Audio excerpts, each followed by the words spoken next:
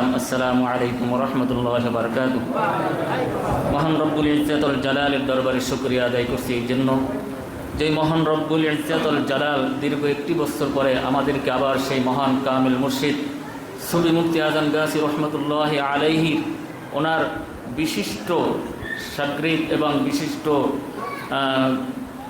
অনুসারী জনাব রফিকুল ইসলাম সাহেব রহমতুল্লাহ আলাইহির এই বার্ষিক উরসুল দোয়ার মাহফিলে বসার জন্য তৌফিক দান করেছেন। সেই জন্য সেই মহান রব্বুল আলামিনের দরবারে শুকরিয়া আদায় করে একবার কালিমাতুশ শুকর পাঠ করি, বলি আলহামদুলিল্লাহ। প্যারে হাজিরিন, আল্লাহ রব্বুল আলামিন বলছেন, ইয়া আইয়ুহাল্লাযীনা আমানুত্তাকুল্লাহ হাক্কা তুকাতিহি ওয়া লা তামুতুন্না ইল্লা ওয়া আনতুম মুসলিমুন। আল্লাহ রব্বুল আলামিন বলছেন, হে ঈমানদারগণ, তোমরা আল্লাহকে ভয় করো, আল্লাহকে ভয় করো, হাক্কা তুকাতিহি, ভয় করার মতো করো। একদিকে ঈমানদারকে বলছেন আল্লাহকে ভয় করে, আবার বলছেন ভয় করার মতো ভয় করো। হ্যাঁ, ওয়ালা তামুতুন্না ইল্লা ওয়া আনতুম মুসলিমুন, তোমরা খাঁটি মুসলমান না হয়ে মৃত্যুবরণ করো না। এখানে প্রশ্ন আসতে পারে, ঈমানদারকে আবার আল্লাহ রাব্বুল আলামিন মুসলমান হয়ে মৃত্যুবরণ করার কথা কেন বলছেন? অর্থাৎ ঈমানদার হওয়ার পরও তারপর ঈমানের ভিতরে ত্রুটি থাকতে পারে, কিন্তু খাঁটি মুসলমান হলে আর ত্রুটি থাকতে পারে না। হ্যাঁ, খাঁটি মুসলমান হলে আর ত্রুটি থাকতে পারে না, এই জন্য খাঁটি মুসলমান হওয়ার কথা বলছেন। এখন দেখেন মুসলমান কারা? আল্লাহ রসুল সাল্লাল্লাহু আলাইহি সাল্লাম বলছেন, আল মুসলিম, অর্থাৎ মুসলমান হলো তারা, মান সালিমাল মুসলিমুনা মিন লিসানিহি, তারাই হলো মুসলমান যাদের মুখ থেকে জবান থেকে কোনো মুসলমান নিরাপদ থাকে। হ্যাঁ, অর্থাৎ এমন মুসলমান আমরা পৃথিবীতে আছি যাদের মুখ থেকে মানুষ কি নিরাপদ নয়। আল্লাহ রসুল বলছেন, যাদের মুখ থেকে যাদের জবান থেকে যেই মুসলমানরা নিরাপদ থাকে তাকেই মুসলমান বলা হয়। ওয়াদিহি, এবং তাদের হাত থেকে অন্য মুসলমান নিরাপদ থাকে তাদেরকে কি মুসলমান বলা হয়। সুবহানাল্লাহ। এখন চিন্তা করেন, আপনি আমি কি সেই রকম মুসলমান আছি? আপনি আমি সেই রকম মুসলমান নাই, কি ঠিক না? আল্লাহর রসুল যেই মুসলমানের কথা বলছেন সেই মুসলমান কয়জন আছি? তবে আছে কারা? যারা তরিকতপন্থী, যারা তরিকতপন্থী তারাই সেই মুসলমান। তরিকতের ভিতরে 5টা অক্ষর আছে, ত র ইয়া কাফ তা, 5টা অক্ষরের ভিতরে আছে। ত দিয়া তহারত, অর্থাৎ পবিত্রতা অর্জন। যেই ব্যক্তি পবিত্রতা অর্জন করবে সে নাপাকির ভিতরে কখনো যাবে না, অর্থাৎ সে মুসলমান।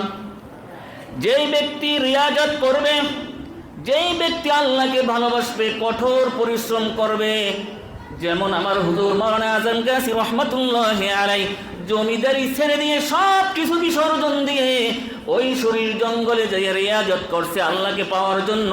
14টি বছর শরীর জঙ্গলে রিয়াজত করছে, না খেয়ে রোজা রেখে নামাজ পড়ে ইবাদত বন্দি করে আল্লাহর কাছে কান্দাকাটি করছে। এইটাই হলো রিয়াজত। এই রিয়াজত যার ভিতরে আছে সেই হলো খাঁটি মুসলমান। এরপরে হলো ইয়া দ্বারা হলো ইয়াকিন, যার ভিতরে আল্লাহর প্রতি পরিপূর্ণ বিশ্বাস আছে সেই হলো মুসলমান। মাওলানা আজম গাজী রহমতুল্লাহি আলাইহি শরীর জঙ্গলে চলে গেছেন, খাওয়ার দিকে চিন্তা করেন নাই, সম্মানের জন্য চিন্তা করেন নাই, ভবিষ্যতের জন্য চিন্তা করেন নাই, তারা খাদ্যের জন্য চিন্তা করেন না, আল্লাহ যেটা খাওয়াইবে সেইটাই খাবো। এই বিশ্বাস যখন আল্লাহর উপরে করেছে, বনের জঙ্গলের পশু প্রাণী, বাঘ, সিংহ, বাঘ, হিংস্র প্রাণীকে ভয় করেন নাই। আমি তো আল্লাহর বান্দা, আমি আল্লাহর উপরে ভরসা করে এই বনে আসছি, আল্লাহ আমাকে হেফাজত করবে। এইরকম ভরসা, এইরকম ইয়াকিন যাদের ভিতরে থাকবে তারাই হলো মুসলমান। সুবহানাল্লাহ, কি ঠিক না বেটি? এরপরে আরেকটা আছে কলবে সালিম, কব দিয়া, যাদের অন্তরটা পরিষ্কার থাকবে, পরিচ্ছন্ন থাকবে, যাদের অন্তরটা, তাদের আত্মাটা পরিষ্কার থাকবে, তারা হলো মুসলমান, তারা হলো খাঁটি নামাজিওয়ালা। তাদের অন্তর পরিষ্কার থাকবে, তারা নামাজি দাঁড়াবে, ওই নামাজের ভিতরে রব্বুল আলামিন স্বয়ং তাদেরকে সাক্ষাৎ দিবেন। সুবহানাল্লাহ। হ্যাঁ, যাদের অন্তরটা পরিষ্কার থাকবে, যাদের অন্তরটা ফ্রেশ থাকবে, কোনো নাপাকি থাকবে না, হিংসা থাকবে না, বিদ্বেষ থাকবে না, হ্যাঁ, মানুষের প্রতি সমালোচনা যাবে না, কুচরিত্র থাকবে না, অপবাদ থাকবে না, তহমাত থাকবে না। এই দিলওয়ালা মানুষ যখন নামাজ পড়ে তখন আল্লাহ সেখানে উপস্থিত হয়ে যায়।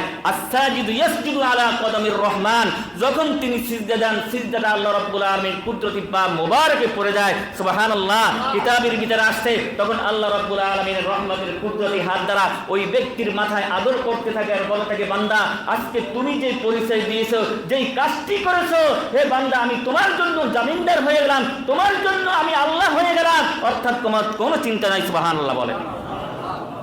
অর্থাৎ তাদের মনটা দেলটা পুরুষ।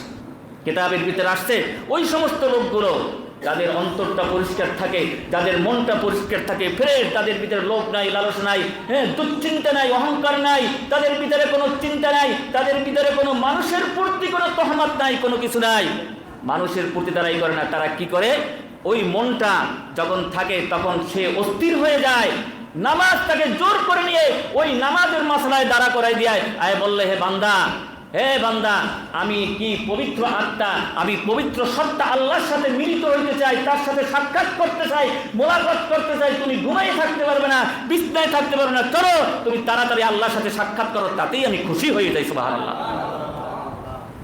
4 নম্বর হলো তওবা। যাদের ভিতরে তওবা আছে, এই সমস্ত লোক মুসলমান, যেহেতু আল্লাহ রাব্বুল আলামিন তওবাকে বেশি পছন্দ করেন। ইন্নাল্লাহা লা ইউহিব্বুত তাওয়াবিন ওয়া ইউহিব্বুল মুতাতাহহিরিন। আমার আল্লাহ রাব্বুল আলামিন বলেন যে আমি সবচেয়ে বেশি ওই তওবাকারীগণকে আমি পছন্দ করি, ভালোবাসি, এবং আমি ওই সমস্ত মুতাতাহহিরিন, যেই সমস্ত লোকরা পবিত্র অর্জনকারী, তাদেরকে আমি আল্লাহ বেশি ভালোবাসি। ভাইয়েরা আমার, আজকে এই হক্কানি আঞ্জুমানের তরিকায় আমি দেখছি সেই মুসলমান যিনি আমাদের হুজুর সুফি সাহেব কেবলা রহমাতুল্লাহি আলাইহি, যার ভিতরে কোনো হিংসা ছিল না, বিদ্বেষ ছিল না, যার ভিতরে কোনো অহংকার ছিল না, লোভ ছিল না, লালসা ছিল না। মানুষ যদি, আমার মুরব্বী, আমার তরিকতের গুরু শিক্ষক মাওলানা আবুল হাশেম সাহেব রহমতুল্লাহ আলাইহি, তার কাছ থেকে আমি অনেক কিছু শিখেছি। যদিও আমি কিতাব পড়েছি, মাদ্রাসায় পড়েছি, কিন্তু তার কাছ থেকে এমন কিছু সুন্দর জিনিস শিখেছি যেগুলো অন্য কারো কাছ থেকে আমি শিখতে পারি না। মাওলানা আবুল হাশেম সাহেব রহমতুল্লাহ আলাইহি আমাকে বলতেন যে ভাই শোনেন, তরিকতপন্থী লোক কখনো বেয়াদব হইতে পারে না। আমার সামনে একজন ইমাম সাহেব আসলো, উনি তাকে সুন্দরভাবে চা নাস্তা খাওয়াই দেওয়া কুসুম বিনিময় করলে, তারপর যখন চলে গেল যে মাওলানা সাহেব উনি হলো তরিকতপন্থী, ওনাকে আমার ভালো লাগে, কারণ উনি তরিকতপন্থী মানুষগুলো সবসময় কি নম্র হয়, ভদ্র হয়, আদব বলা হয়, তাদের ভিতরে আল্লাহ রাব্বুল আলামিন রহমত নাযিল করে। সুবহানাল্লাহ। আর একটা জিনিস আমাকে শিখাইছে, কি শিখাইছে জানেন? যে আপনি যদি কোনো মাজারে যান, মাজারে যাইয়ে যদি মাজারে বসার পরে সালাম দেওয়ার পরে আপনার মনটা, আপনার অন্তরটা ঠান্ডা হয়ে যায়, শীতল হয়ে যায়, প্রশান্ত হয়ে যায়, মনে করবেন এই লোকটা জিন্দা ওলি, এই লোকটা আল্লাহর ওলি, তাতে কোনো সন্দেহ নাই। সুবহানাল্লাহ। 2টা জিনিস আমাকে শিখাইছে, খুব সুন্দর জিনিস, আমি সেই বর্ণনায় দিতেছি। মাওলানা আবুল হাশেম সাহেব রহমতুল্লাহ আলাইহি, ওনাকে দেখে আমি এই তরিকায় ইনশাআল্লাহ আমি টিকে রয়েছি। মাওলানা আবু জাফর খান সাহেব রহমতুল্লাহ আলাইহি, যেহেতু ওনাদের ভিতরে আমি মুসলমানের সমস্ত শর্তগুলো আমি ওনাদের পাইছি। ওনাদের বিরুদ্ধে কেউ কথা বললে উনি কথা বলতেন না, এত নম্র, এত ভদ্র ওনারা ছিলেন। ওনারা উজোর করে পীরবাইদের জন্য কি করতেন, খরচ করতেন। একটা লোক পীরবাই আসলে তাকে কি খাওয়াইতেন, সে অস্থির হয়ে যাইতেন, তাকে যতই খাওয়াইতেন মনে হয় তাতেই শান্তি পাইতেন। সুবহানাল্লাহ। প্যারে হাজিরিন, আমার হুজুর সুফি সাহেব কেবলা রহমতুল্লাহ, সময় যেহেতু কম, আমি ওনার কারামতের কথা সব বলতে পারবো না, একটা কারামতের কথা বলি। যেহেতু আমি প্রথম যখন এই হক্কানি আঞ্জুমানে আসার পরে আমি মাওলানা আবুল হাশেম সাহেব রহমতুল্লাহ আলাইহি, ওনাকে না বলে আমি বাড়িতে গেছিলাম, দীর্ঘ প্রায় 1 মাস পর্যন্ত ওনার সাথে আমার সাথে যোগাযোগ নাই। আমি তো অস্থির হয়ে গেছি, লোকটা আমাকে এত ভালোবাসে কিন্তু তার সাথে কোনো যোগাযোগ করলাম না, আবার আমি গেলে কি মনে করে না করে, এই জন্য আমি ওনার কাছে না যাইয়া প্রথম আমি এই কাবিলপুরে আসলাম। কাবিলপুরে তখন এইরকম বৃষ্টি ছিল, খুব বৃষ্টি পড়ে আমি সমীর মুন্সি হাটে ওখান থেকে নেমে তখন তো হাঁটার পথ ছিল, কোনো গাড়ি ঘোড়া ছিল না, হাঁটতে হাঁটতে বৃষ্টিতে বেজে মাজারে আসলাম। আসার পরে আমি এখানে বসে আমি মোনাজাত করলাম, আমি জিয়ারত করলাম। আমি একটা কথাই বললাম, হুজুর যেহেতু আপনার উনি শিষ্য, আপনার কাছ থেকে উনি খবর পেয়েছেন, আপনি যা বলছেন সেই শুনছে, আজকে আপনার কাছে আসছি, আপনি ওনার মনটা নরম করে দেন যেন উনি আমার উপরে কোনো বিরূপ ধারণা, খারাপ ধারণা না করে। যখন এই কথা বলে আমি এখান থেকে দোয়া নিয়ে চলে গেলাম। ভাই বিশ্বাস করেন, মাওলানা আবুল হাশেম সাহেব রহমতুল্লাহ আলাইহির কাছে যখন গেলাম, উনি আমাকে জড়াই দিয়ে এমন কান্দা শুরু করলো যে ভাই আপনি কোথায় ছিলেন, খোঁজ খবর না, আমি তো পাগল হয়ে গেছি, আমি অনেক মাজারে গেছি, দোয়া করছি আপনার জন্য, আপনার হেফাজতের জন্য। আমি আশ্চর্য হয়ে গেলাম যে এই লোকটা আমার আমার উপরে রাগ করবে, আমার উপরে কি করবে, বিরূপ প্রতিক্রিয়া দেখাইবে, সেই লোকটা আজকে আমাকে ভালোবেসে চোখের পানি বন্ধ ছেড়ে দিয়েছে, এতো ওনার কর্তৃত্ব নাই।